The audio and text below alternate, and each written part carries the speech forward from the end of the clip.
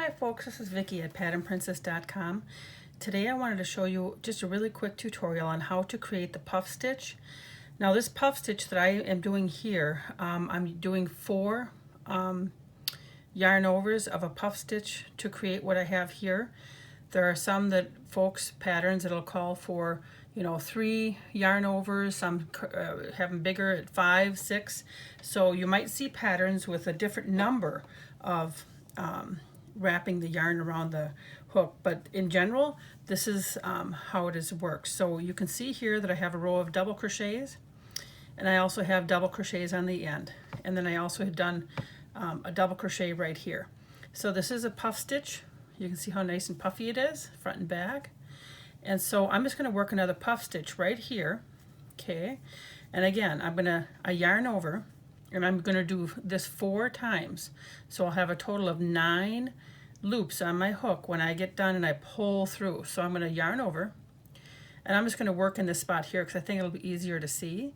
So I'm going to insert your hook into your space, yarn over, pull through, and because I'm working with a double crochet on the side, it's a little bit taller, I'm going to pull up my yarn a little bit so it's nice and loose. This is not a stitch you want to have tight crocheting on because you'll have a hard time pulling your hook through when it's time.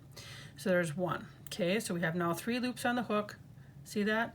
I'm going to yarn over, insert my hook again, yarn over, bring the yarn back through, and pull it up, yarn over, put my hook in, yarn over, bring it through. Now I have 1, 2, 3, 4, 5, 6, 7. One more, yarn over, insert my hook, yarn over, bring it through. Now I have 9. And so I kind of tried to bring it up a little bit each time. As you can see, it'd be difficult if I had a tight stitch here. So now I'm going to yarn over and bring that through all of the loops. And sometimes I have to kind of work it to get it through all of the little loops. There we go, it peeks out the side. And then you do you bring your yarn through that loop, and that completes your puff stitch.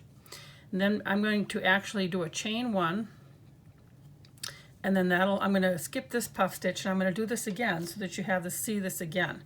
But then this is what I could do on this pattern. I could complete this all the way across doing the chain 1 and then a puff stitch. So I'm going to yarn over again, insert my hook, yarn over, bring it through. That's 1, 2,